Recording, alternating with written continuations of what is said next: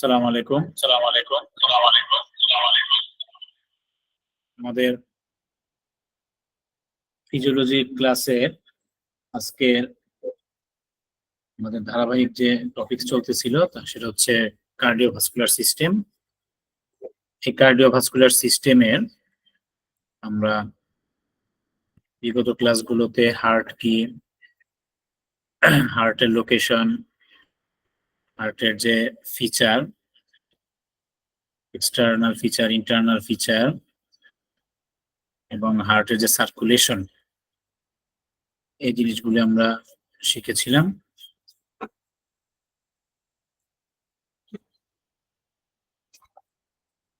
আমরা আজকে পড়বো কার্ডিয়াক মাসেল, অর্থাৎ হার্টের যে পেশি, মাসেল যেটা থাকে, পেশি যেটা থাকে, সে সম্পর্কে আমরা পড়ব। তো আমরা প্রথমে দেখবো কার্ডিয়াক মাসেলটা কি। কার্ডিয়াক মাসেল হচ্ছে এক ধরনের টিস্যু, যেটা আমরা টিস্যু ক্লাসে পড়েছিলাম, যেটা একটা স্পেশাল টাইপ অফ টিস্যু। এটা কোথায় পাওয়া যায়? শুধুমাত্র হার্টের মধ্যে পাওয়া যায়। অর্থাৎ এই যে কার্ডিয়াক যে টিস্যুটা, সেটা হার্ট ছাড়া আমাদের বডির অন্য কোথাও পাওয়া যায় না, এই জন্য এটা হচ্ছে স্পেশাল। এই কথাটা এখানে বলা হয়েছে যে cardiac muscle tissue is a specialized organized type of tissue that only exists in the heart, যেটা শুধুমাত্র হার্টের মধ্যে পাওয়া যায়। It is responsible for keeping the heart pumping. এটা যে কাজ, রেসপন্সিবল, সে যে কাজ করে সেটা হচ্ছে কি, হার্টটাকে পাম্প করে, হার্টের পাম্পিং কাজে সে নিয়োজিত। And blood circulating around the body, আমাদের সমস্ত শরীরে এটা কি করে, পাম্পের মাধ্যমে ব্লাডটাকে সার্কুলেট করে, রক্তটাকে সঞ্চালিত করে। Cardiac muscle tissue or myocardium, এর যে মূল যে ফাংশনটা সেটা হচ্ছে মায়োকার্ডিয়াম। কারণ আমরা হার্টের মাসেলের তিনটা লেয়ার আমরা জানি। বাইরেরটাকে বলা হয় পেরিকার্ডিয়াম, মূল মাঝখানেরটা হচ্ছে মায়োকার্ডিয়াম, এবং ভিতরে যে লেয়ার সেটাকে বলা হয় এন্ডোকার্ডিয়াম। তার মানে এই মাসেল টিস্যুটা হচ্ছে মূলত মায়োকার্ডিয়াম। সেটা কি করে, কন্টেইন সেলস, সে সেল ধারণ করে, that expand and contract in response to electrical impulses from the nervous system. Say nervous সিস্টেমের সাথে কানেক্ট করে ইলেকট্রিক্যাল ইম্পালস, উদ্দীপনা সে তৈরি করে এবং সেটাকে কি করে, এক্সপান্ড করে, প্রসারিত করে। অর্থাৎ হার্টের কাজ যদি আমরা মূলত দেখি, যেটার কাজ হচ্ছে কি, পাম্পিং অর্গান হিসেবে সে কাজ করে, আমরা ডেফিনিশনের সময় করেছিলাম। এই পাম্পের মাধ্যমে সে কি করে, সমস্ত শরীরে রক্তটাকে সঞ্চালিত করে। কিন্তু আসলে রক্ত সঞ্চালন করা হচ্ছে এটার পরের কাজ। এর মেন কাজ হচ্ছে ইলেকট্রিক্যাল সিগন্যাল, উদ্দীপনা, ইম্পালসেস তৈরি করা এবং সেটাকে সঞ্চালন করা। মূলত কার্ডিয়াক মাসেলের মেইন বৈশিষ্ট্যটাই হচ্ছে ইলেকট্রিক্যাল সিগন্যাল তৈরি করবে সে। এই সিগন্যালের ফলে সমস্ত বডিতে কি হবে, নার্ভাস সিস্টেমের মাধ্যমে এই সিগন্যালটা সঞ্চালিত হয়। এই সঞ্চালিত হওয়ার মাধ্যমেই হার্টটা মূলত অ্যাক্টিভ থাকে, কাজ শুরু করে। তখন সে কি করে, একটা পাম্পিং অর্গান হিসেবে কাজ করে এবং এর ফলে ব্লাডটা সমস্ত বডিতে সে সার্কুলেট করে দেয়। এটি হচ্ছে কার্ডিয়াক মাসেলের বৈশিষ্ট্য বা সংজ্ঞা। এরপর আমরা দেখব প্রপার্টিজ, এর কিছু বৈশিষ্ট্য আছে কার্ডিয়াক মাসেলের, যে সে কেন স্পেশাল। আমরা টিস্যুর মধ্যে পড়েছিলাম যেটা special type of muscle tissue, এটা বিশেষ ধরনের এক ধরনের পেশি কলা, যেটা শুধুমাত্র কার্ডিয়াক মানে হার্টে পাওয়া যায়। তো এই যে হার্টের মধ্যে যে থাকবে এই কার্ডিয়াক মাসেলটা, সেটা কেন স্পেশাল? মূলত সে স্পেশাল হচ্ছে তার এই বৈশিষ্ট্যগুলোর জন্য, এই প্রপার্টিজের জন্য। সে প্রপার্টি গুলো কি কি? প্রথম হচ্ছে অটোমেটিসিটি, স্বয়ংক্রিয়তা। এরপর হচ্ছে কন্ডাক্টিভিটি, পরিবাহিতা। তারপর হচ্ছে এক্সাইটেবিলিটি, উদ্দীপনা,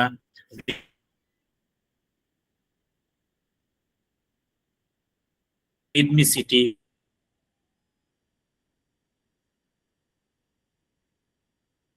তার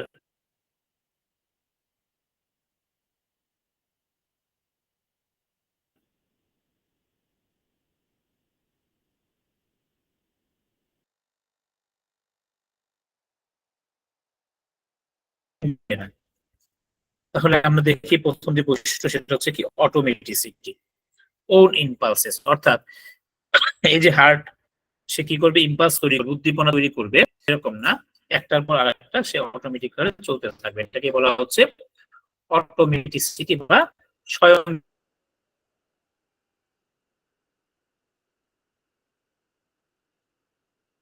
অর্থাৎ সে নিজে নিজে এটা স্বয়ংক্রিয়ভাবে চলতে থাকবে, তার নিজস্ব ইম্পালস সে তৈরি করবে।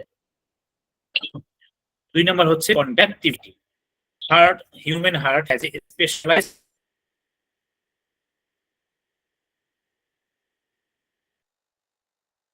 কন্ডাক্টিভ সিস্টেম, একটা বিশেষ তার একটা জায়গাটাকে বলা হয় এসএ নোড। তাহলে এখান থেকে কি ইম্পালসটা তৈরি হবে, এবং তৈরি হওয়ার পর সে কি করবে, transmitted to all over parts of the heart, ওখান থেকে ইম্পালসটা তৈরি হয়ে সেটা সমস্ত হার্টে ছড়িয়ে যাবে। এটাকে বলা হয় তার কন্ডাক্টিভিটি, পরিবাহিতা, সে পরিবহন করবে, এক জায়গা থেকে আরেক জায়গায় ট্রান্সফার করবে। এরপর যে বৈশিষ্ট্য সেটা হচ্ছে এক্সাইটেবিলিটি, তার উদ্দীপনা। The ability of a tissue to give response to a stimulus is called excited, অর্থাৎ এই যে এসএ নোড থেকে সে যে একটা ইম্পালস তৈরি করবে, শুরু করবে, এখন এই ইম্পালসটা তার কাজ হচ্ছে তৈরি করে সে ট্রান্সফার করে দিল, কন্ট্যাক্ট করে দিল। এখন কন্ট্যাক্ট যে করলো, সে যে থ্রো করলো ওই ইম্পালসটা, সেই ইম্পালসটা তো ক্যাচ করতে হবে, অর্থাৎ এই ইম্পালসটা ধরার মতো বা এই ইম্পালসে সাড়া দেওয়ার মতো, উদ্দীপনার মতো তার একটা ক্ষমতা থাকতে হবে। অর্থাৎ তার অন্যান্য অংশগুলো, অন্যান্য টিস্যুগুলো সেই ইম্পালসের প্রতি কি করবে, রেসপন্স করবে, স্টিমুলাস করবে, তাকে উজ্জীবিত করবে, অর্থাৎ ক্যাচ করবে। সেটাই হচ্ছে এক্সাইটেবিলিটি, অর্থাৎ ইম্পালসটা তৈরি করে সে ছেড়ে দিবে, পরিবহন করবে, কিন্তু অন্য টিস্যুতে সেই ইম্পালসটাকে আবার ক্যাচ করে ধরে আবার অন্য জায়গাতে ছড়িয়ে দিতে হবে। এটা হচ্ছে তার এক্সাইটেবিলিটি, এটা হার্টের নিজস্ব একটা ক্ষমতা। এই যে ঘটনাগুলো, একটা ইম্পালস তৈরি করবে, সে ছেড়ে দিবে, আর একটা ইম্পালস ধরবে, সে আবার ছেড়ে দিবে, অনবরত যে ঘটনাটা চক্রাকারে চলতে থাকবে, একটা নির্দিষ্ট রিদম, একটা ছন্দে ছন্দে চলবে, এটাকে বলা হচ্ছে রিদমিসিটি, তার ছন্দ, rhythm. Rhythmicity is the ability of A tissue, একটা টিস্যুর সক্ষমতা to produce its own impulses regularly, অর্থাৎ ওই যে একবার করবে সে ছেড়ে দেবে তা না, সেটা রেগুলারলি একটা নির্দিষ্ট নিয়মে, একটা নির্দিষ্ট ছন্দে ঘটতে থাকবে, এটাকেই বলা হচ্ছে হার্টের রিদমিসিটি। It is more appropriately named as autorhythmicity, এটাকে অটোরিদমিসিটি বলা হয়, না স্বয়ংক্রিয়ভাবে সে চলতে থাকে। এরপর হচ্ছে contractility. Contractility is ability of the tissue to shorten in length contraction after receiving a stimulus. এই যে স্টিমুলাসটা, সে যে এই যে ইম্পালসটা রিসিভ করবে, করার পর সে সঞ্চালিত করে দিবে, করার সময় সে কি করবে, এই যে এটাকে যে পাম্প যে করবে, মানে পাম্পিং অর্গান হিসেবে যে করবে, সেটা তার কি হবে, কন্ট্রাক্ট হতে হবে, সংকোচন হতে হবে। হার্ট যদি সংকোচনশীল না হয় তাহলে সে পাম্পিং অর্গান হিসেবে কাজ করবে, সে পাম্প করতে পারবে না, বা সে স্টিমুলাস করতে পারবে না, সে ছড়িয়ে দিতে পারবে না। এজন্য তার এই কন্ট্রাক্টিলিটি ছাড়তে হবে। এখন সে কন্ট্রাক্ট করলো, চাপ দিল, সংকোচন হয়ে গেল, এই সংকোচন যদি ছেড়ে দিয়ে সে যদি আবার স্বাভাবিক অবস্থায় যদি না আসতে পারে, তাহলে তার এই ক্ষমতার কোনো মূল্য থাকবে না। তার মানে সে একবার পাম্প করলে ছেড়ে দিল, আর কাজ করলো না, কিন্তু সে তো এটা পুনরায় রিপিটেড ভাবে চলবে। তার মানে কি, সে ছেড়ে দিল, কন্ট্রাক্ট করলো, ছেড়ে দিয়ে তার আবার আগের অবস্থায় চলে আসতে হবে, এটাকে বলে তার টনিসিটি। ability to return of its own shape in this diastole, যখন সে প্রসারণ হবে, প্রসারণ বলতে কিন্তু লম্বা হওয়া না, এখানে প্রসারিত হওয়া বলতে বোঝাচ্ছে সে যখন কন্ট্রাক্ট করলো, সংকোচন হলো, সে ঢিল ছেড়ে দিয়ে তার আগের পূর্বাবস্থায় চলে আসতে হবে, এটাকেই বলা হচ্ছে টনিসিটি। এই কয়েকটা বৈশিষ্ট্যের জন্যই হার্টটাকে স্পেশাল টিস্যু বলা হয়।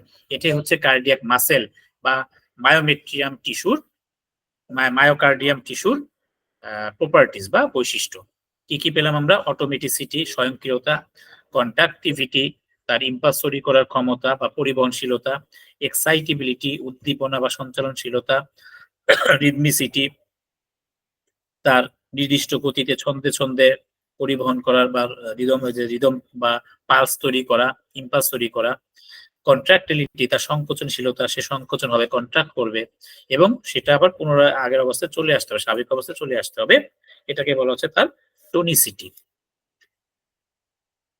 এখন এই যে তার যে বৈশিষ্ট্যগুলো ধাপে ধাপে যে প্রত্যেকটা কার্ডিয়াক টিস্যুর মাধ্যমে যে সঞ্চালিত হয়, এইরকম অনেকগুলো টিস্যু মিলে তার একটা সিস্টেম তৈরি হয়, এটাকে বলা হয় কন্ডাকটিভ সিস্টেম অফ হার্ট অথবা জাংশনাল টিস্যুস অফ হার্ট। মানে যে যে টিস্যুগুলো মিলে এই সিস্টেমটা পরিচালিত হবে, এইটাকে বলা হয় তার জাংশনাল টিস্যু। এবং এই যে সিস্টেমটা, এটাকে বলা হয় কন্ডাকটিভ সিস্টেম অফ হার্ট, মানে হার্টের পরিবহনশীলতা বা সঞ্চালনশীলতা। The conductive system of heart is the network of nodes.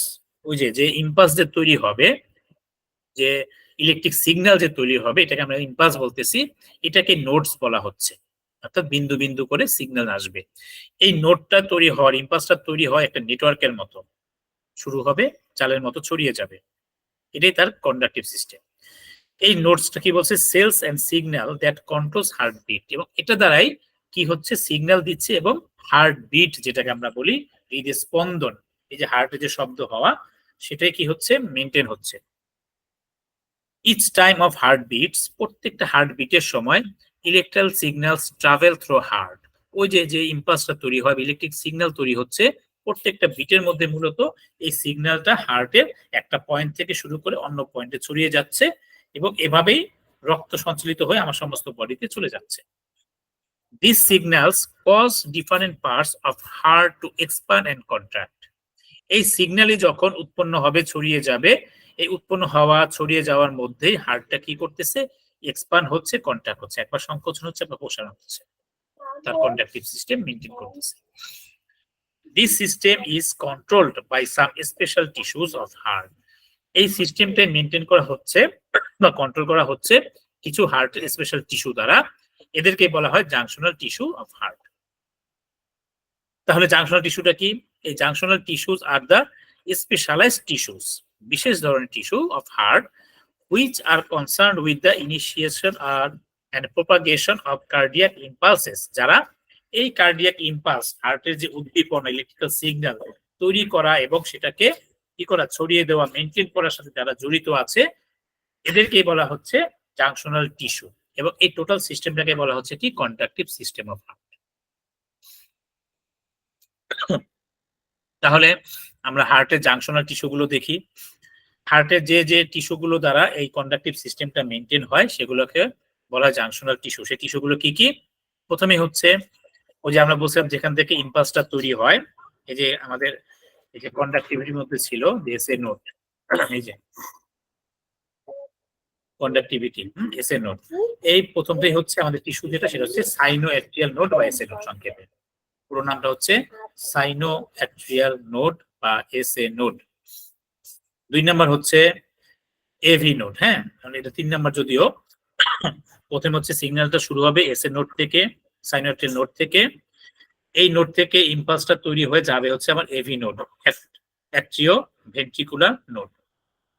অ্যাট্রিয়ামের দিকে, যেটা অ্যাট্রিয়াম এবং ভেন্ট্রিকুলার মাঝে যে নোডটা আছে, এটাকে অ্যাট্রিও ভেন্ট্রিকুলার নোড।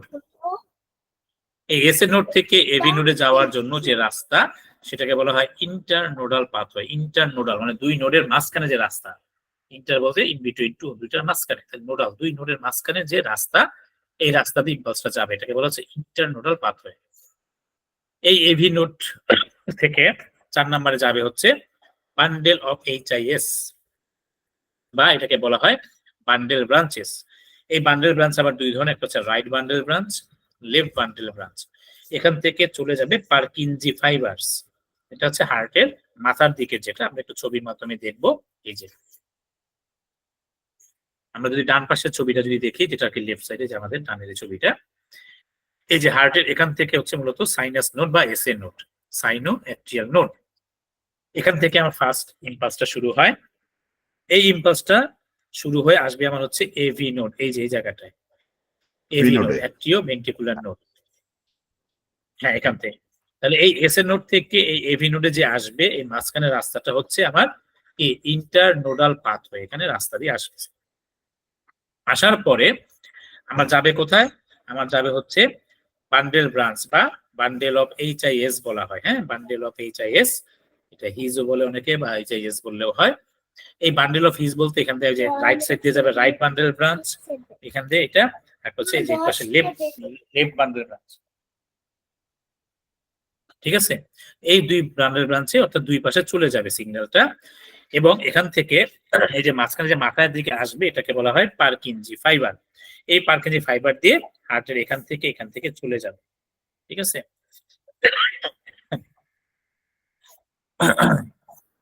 এটা আপনারা একটু কষ্ট করে গুগলে বা ইউটিউবে সার্চ দিবেন। হ্যাঁ, সার্চ দিয়ে আপনার এটা একটা ভিডিও আছে খুব সুন্দর, এটাকে বলা হয় কন্ডাকটিভ সিস্টেম অফ হার্ট। এটা লিখে সার্চ দিবেন, দিলে দেখবেন ওখানে কিভাবে ইলেকট্রিক সিগন্যালটা তৈরি হচ্ছে এবং সেটা চলে যাচ্ছে, এবং হার্ট যে কন্ট্রাকশন হচ্ছে, রিল্যাক্সেশন হচ্ছে, এবং এই জিনিসটাই যখন সে বিট দিচ্ছে, সংকোচন হচ্ছে, প্রসারিত হচ্ছে, এটা ইসিজিতে আমাদের ওই যে গ্রাফের মধ্যে উঠানামা করে।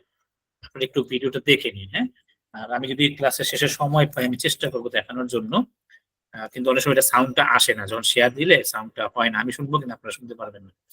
আচ্ছা, এবার লেফট সাইডের ছবিটা দেখে আমরা এই যে দেখেন একই ব্যাপার, সাইনাস নোড, এখান থেকে ইম্পালস তৈরি হবে, এই ইন্টারনোডাল পাথওয়ে থেকে আসবে এভি নোড, এখান থেকে যাবে হচ্ছে কি বান্ডেল ব্রাঞ্চের মাধ্যমে, right bundle branch, left bundle branch, এবং এই যে শেষ মাথা থেকে পার্কিনজি ফাইবারের মাধ্যমে দুই পাশে ছড়িয়ে যাবে। জি, এই হচ্ছে টোটালটা বলা হয় কন্ডাকটিভ সিস্টেম অফ হার্ট।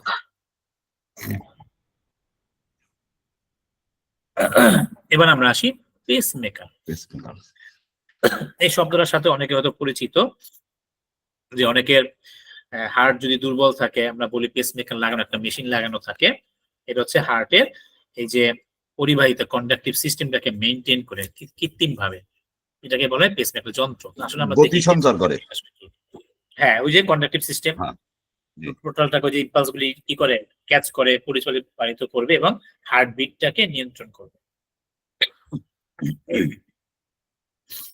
তো এই পেসমেকারটা কি এবং কেন এসএ নোডকে, এটা একটা প্রশ্ন আসে, যে এসএ নোডকে ন্যাচারাল পেসমেকার বলা হয় বা হার্টের পেসমেকার বলা হয়।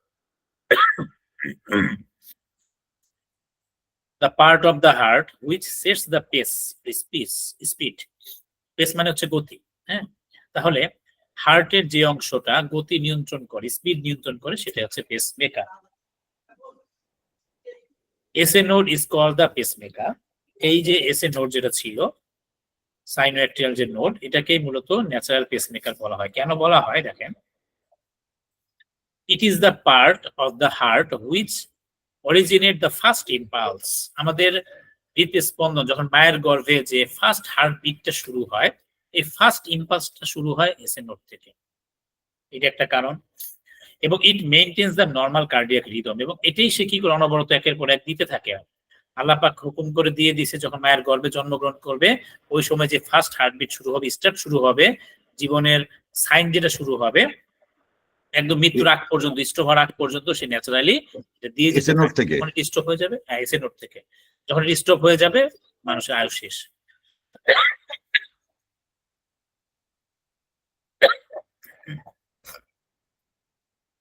তাহলে সে কি করে, it produced 70 to 80 beats per minute, সে প্রতি মিনিটে 70 থেকে 80টা বিট সে তৈরি করে, which coincides with heart rate, যেটা হার্ট রেটের সাথে সম্পর্কিত। হার্ট রেটটাকে মেনটেন, আমরা যে আমাদের যে হার্ট রেট বলি এটা মূলত এই এসএ নোডেরই কি বিট, যেটা ইম্পালস তৈরি করার যে ক্ষমতা সেটাই। The rate and rhythm originated by SA node is higher than that of other junctional tissue of heart.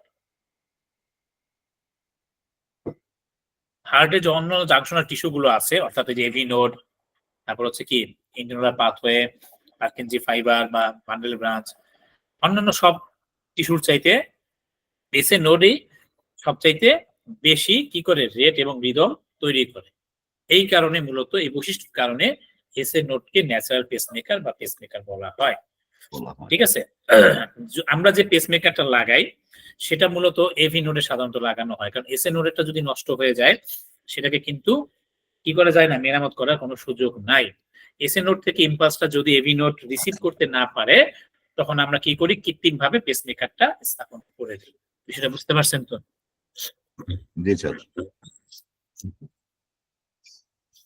এবার আমরা আসি কার্ডিয়াক সাইকেল। সরি,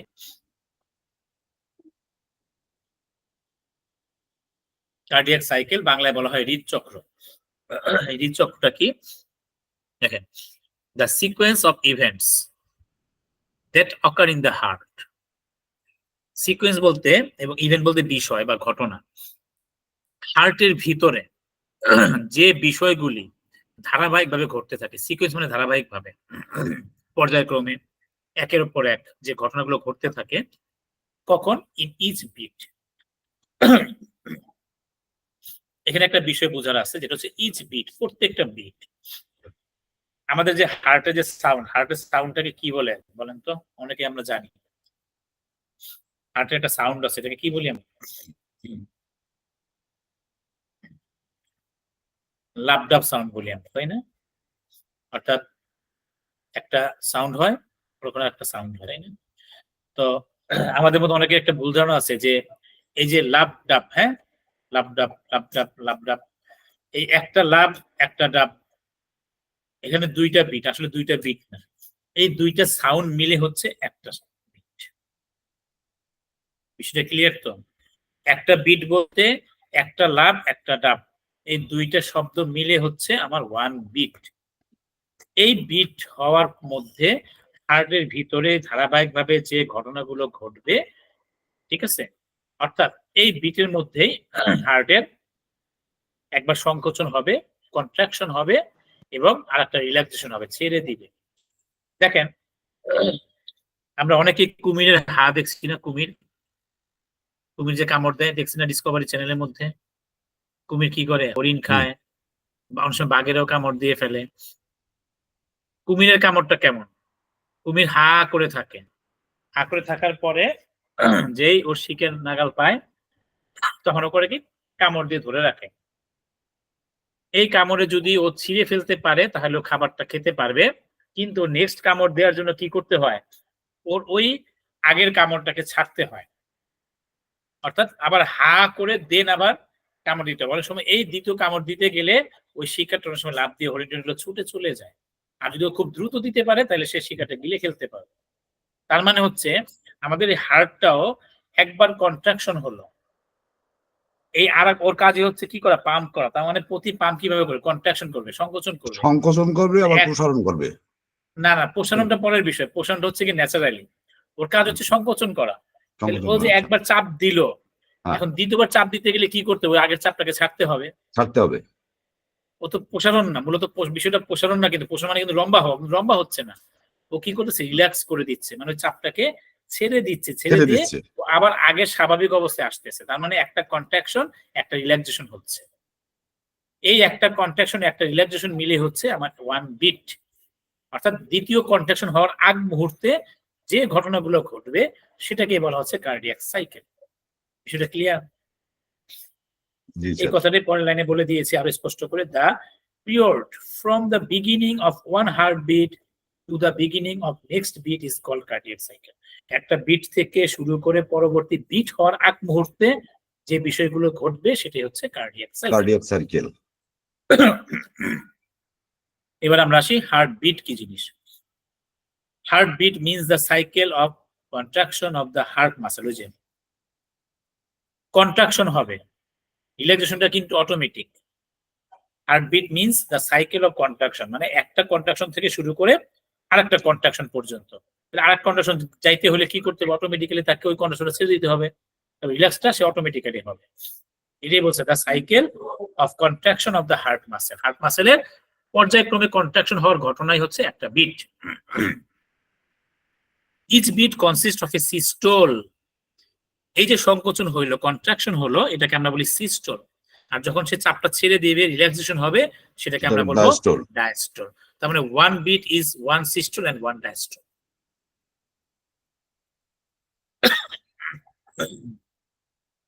এবার আমরা আসবো heart rate. The number of heart beat per minute is called heart rate. প্রতি মিনিটে heart যতবার bit করবে সেটাকে বলা হয় হার্ট রেট। দেখেন, রেট মানে হচ্ছে হার, হার মানে সময়ের সাথে সম্পর্কিত, সে সময়টা কখন হবে? 1 minute 60 second. Range in adult, সাধারণত প্রাপ্ত বয়স্কে, যেমন আমরা অনেক সময় মুখস্থ বলে ফেলি যে হার্ট বিট কয়টা, আমরা বলে ফেলি কয়টা? 70টা 75টা, তাই না? আর কিছু বলি না। আপনাকে এটা স্পষ্ট করে বলতে হবে, গড়ে 75টা পার মিনিট, প্রতি মিনিটে গড়ে 75 বিট। এই জন্য এটাকে বলে BPM, বিট পার মিনিট, প্রতি মিনিটে এত বিট। এর রেঞ্জ হচ্ছে 60 থেকে 90। যখন আপনি রেঞ্জ বলবেন অ্যাডাল্টের ক্ষেত্রে, বাচ্চাদের ক্ষেত্রে একটু বেশি হয় 100 120, এই যে এভারেজে 75 পার মিনিট। যদি কোনো কারণবশত 90 বেশি হয়ে যায় বা কোনো ইসিজির সময় আমরা 100 কাউন্ট করি, 100 এর উপর হয়ে যায়, তখন সেটাকে বলা হয় টাকিকার্ডিয়া বা র‍্যাপিড পালস। যদি কারো হার্টবিট 60 এর কম হয় পার মিনিটে, less than 60, সেটাকে বলা হয় ব্রাডিকার্ডিয়া বা স্লো পালস। টার্ম দুটো একটু মনে রাখবেন, greater than 90 per minute beat tachycardia, less than 60 per minute, this is called bradycardia. The duration of cardiac cycle is about 0.8 second. Cardiac cycle কি বলছিলাম আমরা? 1 beat, 1 systole and 1 diastole. তার মানে একটা সিস্টোল একটা ডায়াস্টোল হইতে, কার্ডিয়াক সাইকেল হইতে সময় নেয় 0.8 সেকেন্ড। 8 সেকেন্ড।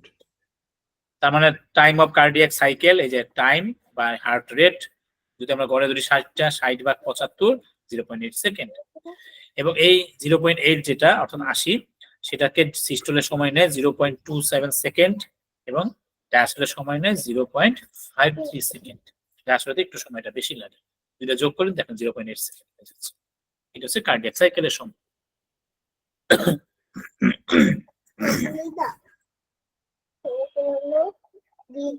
এবার আমরা আসবো stroke volume. The amount of blood pumped out by each ventricle. দেখেন হার্টের কিন্তু আমরা কয়টা চেম্বার পড়েছিলাম মনে আছে? 4টা চেম্বার ছিল, তাই না? আমার 2টা অ্যাট্রিয়াম, উপরেরটা 2টা ভেন্ট্রিকেল, নিচে। অ্যাট্রিয়াম থেকে ব্লাডটা 2 জায়গা থেকে নিচের দিকে যায়, অর্থাৎ আমার কোথায় যায়? ভেন্ট্রিকলে যায়। এবং ভেন্ট্রিকল থেকে মূলত 2টা বাল্বের মাধ্যমে, 2টা কি বাল্ব? পালমোনারি বাল্বের মাধ্যমে হার্ট থেকে ব্লাডটা বের হয়। এই জন্য বলছে প্রত্যেক ভেন্ট্রিকেল থেকে হার্ট প্রতি বিটে মানে একবার বিট হওয়ার পর যে পরিমাণ ব্লাডটা বের হয় সেটাকে বলা হচ্ছে স্ট্রোক ভলিউম। এর স্ট্রোক ভলিউমের পরিমাণ হচ্ছে 70 থেকে 80 ml। তার মানে একটা বিটে হার্ট থেকে যে পরিমাণ দুই পাশ থেকে একই পরিমাণে বের হবে, সমানভাবে বের হবে, 70 থেকে 80 ml বের হয়, এটাকে বলা হচ্ছে স্ট্রোক ভলিউম। আর প্রতি মিনিটে যত পরিমাণ ব্লাড বের হবে সেটাকে বলা হচ্ছে কার্ডিয়াক আউটপুট।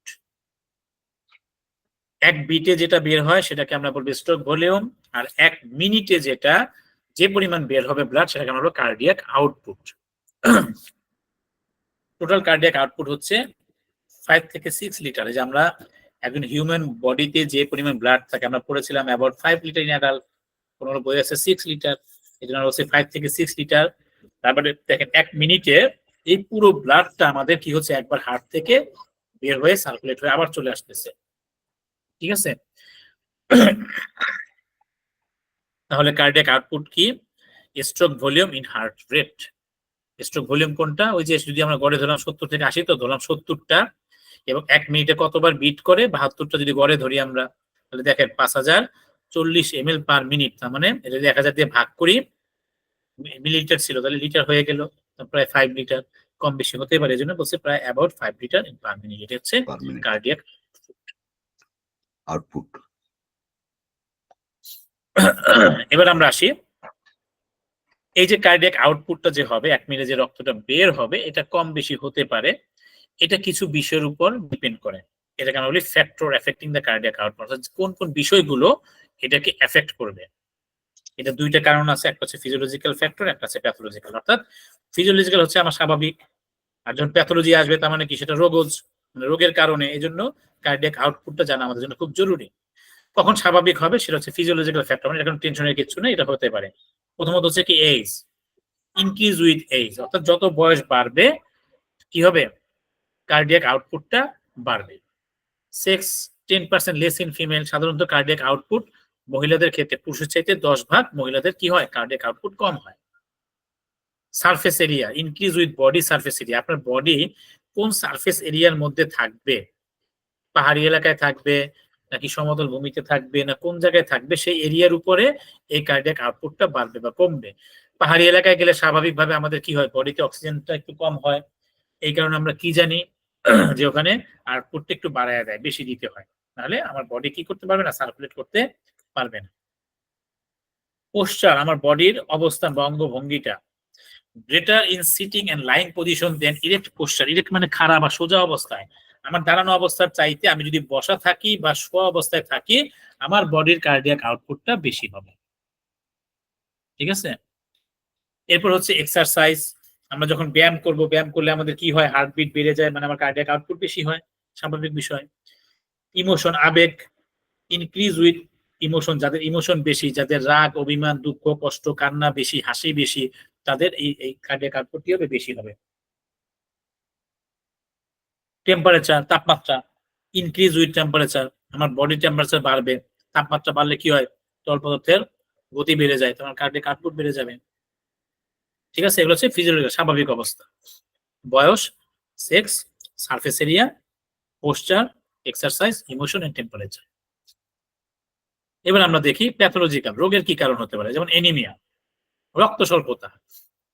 আমার যার বডিতে রক্ত স্বল্প থাকবে তার মানে তার বডিতে অক্সিজেন সাপ্লাইটা কম হচ্ছে, এই অক্সিজেন সাপ্লাইটাকে মেকআপ করার জন্য হার্ট কি করবে, বেশি বেশি করে পাম্প করা শুরু করবে, তার মানে সে আউটপুটটা বাড়ায় দিবে। জ্বর, প্রতি 1 ডিগ্রির জন্য হার্টবিট 10টা করে বেড়ে যায়, মানে পালস রেট বেড়ে যায়, তার মানে আমার কার্ডিয়াক আউটপুটটা বেড়ে যায়, ইনক্রিজেস, ফিভারের সাথে ইনক্রিজ, তাপমাত্রা বাড়লে আউটপুট বাড়বে। হাইপার থাইরয়েডিজম, যাদের থাইরয়েডের হরমোন কি হয়, বেশি হয়, বেশি সিক্রেশন হয়, হাইপার হয়ে যায়, তাদের ক্ষেত্রে ইনক্রিজ হবে। বিপরীত ক্রমে হাইপো যদি হয়, হাইপোথাইরয়েডিজমের ক্ষেত্রে ডিক্রিজ হবে, কমে যাবে। হেমোরেজ, যদি কোনো কারণবশত বডি থেকে রক্তপাত বের হওয়া শুরু করে তখন যদি হার্ট কি করে, অটোমেটিক ভাবে পাম্পটা কমায় দেয়, কারণ যদি সে আরো বেশি বেশি পাম্প করা শুরু করে দেয় রক্তের ফ্লোটা বাড়তে থাকবে, বেড়ে যাবে, এই জন্য হেমোরেজের ক্ষেত্রে কার্ডিয়াক আউটপুটটা কমায় ফেলে, ডিক্রিজ করে ফেলে। শক, যদি কেউ মূর্ছায় চলে যায়, অজ্ঞান অবস্থায় চলে যায়, তার কার্ডিয়াক আউটপুটটা অটোমেটিক ভাবে কমে যাবে। হচ্ছে আমাদের ফিজিওলজিক্যাল কিছু ফ্যাক্টর এন্ড প্যাথোলজিক্যাল কিছু ফ্যাক্টর কার্ডিয়াক আউটপুটে। এবার আমরা আসি ফ্যাক্টরস রেগুলেটিং কার্ডিয়াক আউটপুট। আমার বডির কিছু অটোমেটিক মেকানিজম আছে, কিছু ফ্যাক্টর আছে যেটা এই আউটপুটটাকে নিয়ন্ত্রণ করবে, মানে কখন বাড়বে কখন কমাবে। সেই ফ্যাক্টরগুলো কি কি? প্রথম হচ্ছে ভেনাস রিটার্ন, এই যে ব্লাডটা যে গেল আর্টারি থেকে বের হলো, বের হয়ে কি হবে, আমার সমস্ত শরীরে ঘুরে আবার কি করবে, ভেইনের মাধ্যমে আমার বডিতে হার্টের ভিতর চলে আসবে। তার মানে এই ভেনাস রিটার্ন, ভেইন যেটা যে পরিমাণ রিটার্ন করবে তার উপর ডিপেন্ড করে কি করবে, আমার এই কার্ডিয়াক আউটপুটটা বেশি হবে। তার মানে ভেনাস রিটার্নটা হচ্ছে সে কন্ট্রোল করে, রেগুলেট করে। ফোর্স অফ কন্ট্রাকশন, হার্ট যত জোরে কি করবে, কন্ট্রাকশন হবে, সংকোচন হবে, তত বেশি কার্ডিয়াক আউটপুট হবে। হার্ট যদি জোরে সংকোচন হয় আউটপুট বেশি হবে, হার্ট যদি কম সংকোচন করে তাহলে কি হবে, কম আউটপুট হবে। ফ্রিকোয়েন্সি অফ হার্ট বিট, কত ঘন ঘন বিট হবে, কত ঘন ঘন সংকোচন প্রসারণ হবে, যত ঘন ঘন হবে আউটপুট বাড়বে, যদি সংকোচন প্রসারণ কম হয়, একটু স্লোলি হয়, আউটপুট কমে যাবে। পেরিফেরাল রেসিস্টেন্স, দেখেন পেরিফেরাল মানে হচ্ছে দূরবর্তী, রেসিস্টেন্ট মানে হচ্ছে বাধাগ্রস্ত করা, রেসিস্ট করা, বাধাগ্রস্ত করা। হার্ট যত জোরে পাম্প করে, আমরা প্রথম দিন দেখাইছিলাম যে হার্ট থেকে যে বের হয় সেটা প্রথমে হয় কি, অ্যাওর্টা দ্বারা, মানে মোটা নালী দিয়ে, অ্যাওর্টার পর আর্টারি চিকন হয়, আর্টারির পরে আর্টারিওলস, তারপর হচ্ছে ক্যাপিলারিস। ঠিক বিপরীত ক্রমে ক্যাপিলারির পর হচ্ছে আরেকটা ক্যাপিলারির অংশ, তারপর হচ্ছে কি ভেনিউলস, তারপরে ভেইন, তো ভেনা কেভা। এখন দেখেন হার্ট যত জোরে সংকোচন করলো, যে ফোর্সে যখন বের হবে, যে ফোর্সে বের হবে সেই সম্পূর্ণ ফোর্সে যদি ক্যাপিলারির মধ্যে ওই গতিতে যদি রক্তটা ফ্লো হয়, ক্যাপিলারি কি সহ্য করতে পারবে, ছিঁড়ে যাবে। তার মানে ওই গতিটা যেন সম্পূর্ণভাবে না যায়, এজন্য আমাদের প্রত্যেকটা জায়গাতে এই যে ওয়াল পেরিফেরাল দূরবর্তী জায়গাগুলোতে বাড়ি খেয়ে খেয়ে গতিটাকে কমায় কমায় নিয়ন্ত্রণ করে ফেলে, এটাকে বলা হয় পেরিফেরাল রেসিস্টেন্স। তার মানে এই বিষয়গুলি আমার এই গতিটাকে অর্থাৎ কার্ডিয়াক আউটপুটটাকে কন্ট্রোল করে। Venous return, force of contraction, frequency of heartbeat, peripheral resistance. কারো কোনো বুঝতে অসুবিধা হচ্ছে এই জায়গাটা?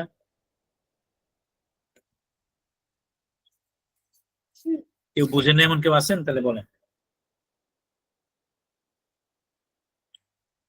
বুঝতে পারছি স্যার।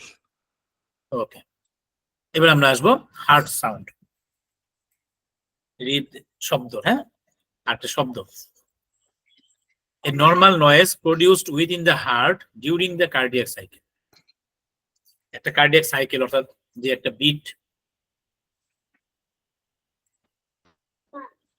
এই বিট হওয়ার মধ্যে হার্টের যে স্বাভাবিক শব্দ, স্বাভাবিক যে নয়েজ তৈরি হয়, নর্মাল নয়েজ বলছে মানে কি স্বাভাবিক শব্দ তৈরি হয়, এটাকে বলে heart sound. The movement which produce heart sound. হার্টের কোন কোন জিনিসের মুভমেন্টের ফলে হার্টের সাউন্ডটা তৈরি হয়? মূলত blood through the chambers of the heart. হার্টের যে চেম্বার আছে, 4টা চেম্বার, এই চেম্বার থেকে ব্লাড গুলি বের হওয়ার একটা সাউন্ড। কার্ডিয়াক যে মাসেল কন্ট্রাকশন হয়, রিল্যাক্সেশন হয়, এই মাসেলের একটা সাউন্ড। এবং ভালভস অফ দ্য হার্ট, হার্টের ভালভ কয়টা ছিল মনে আছে?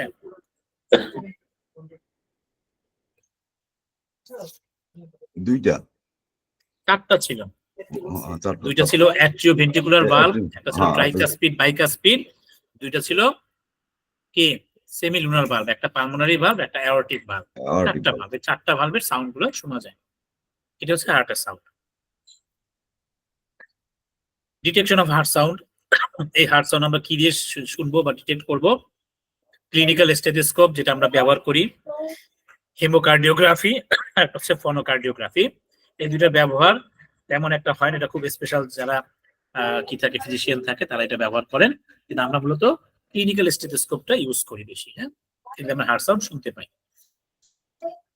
ক্লাসিফিকেশন অফ হার্ট সাউন্ড, আমাদের হার্টের মধ্যে কার্ডিয়াক সাইকেলে 4 ধরনের হার্ট সাউন্ড তৈরি হয়।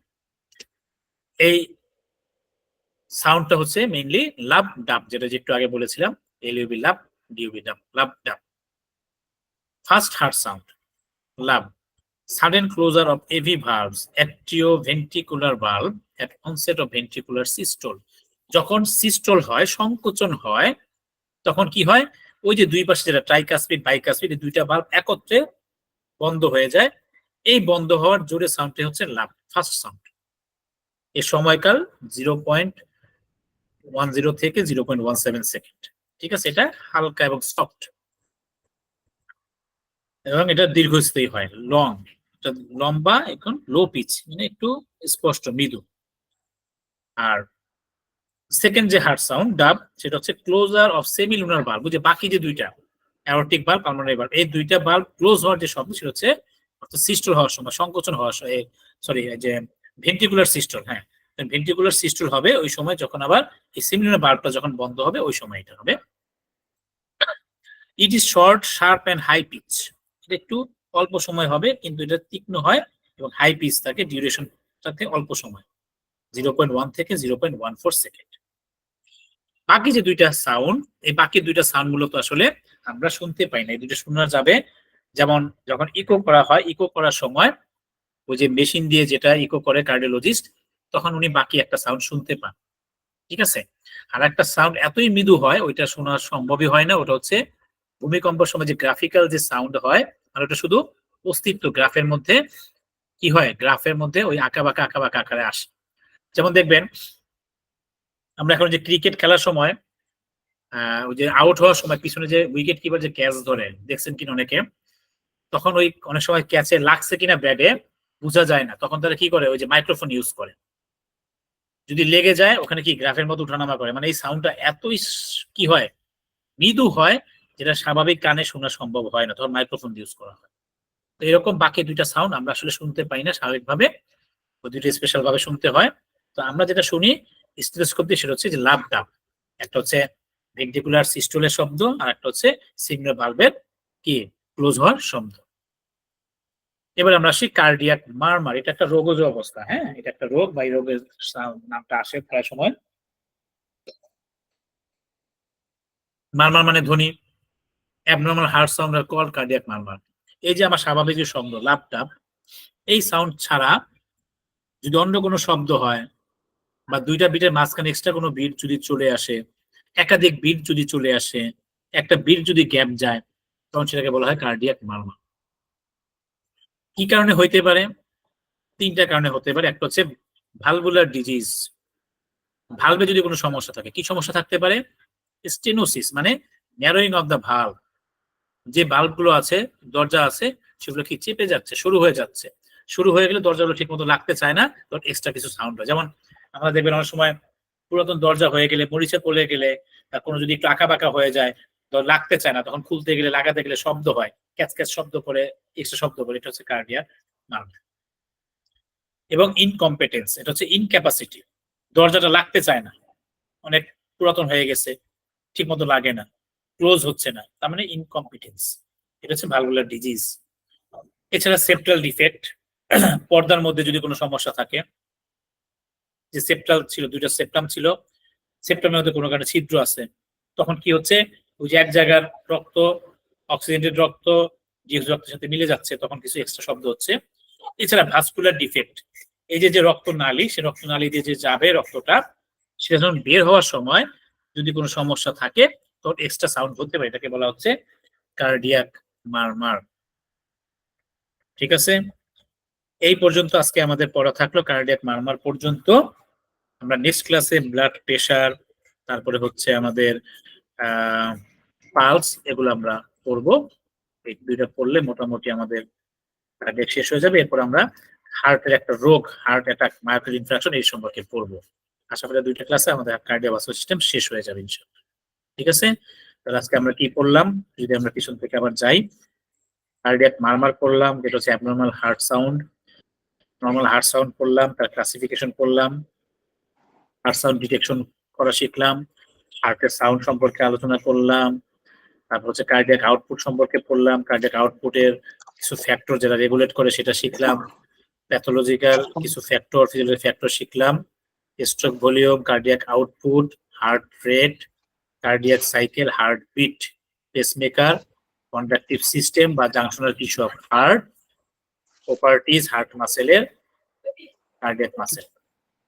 এই পর্যন্ত। ঠিক আছে, আর কোনো প্রশ্ন আছে?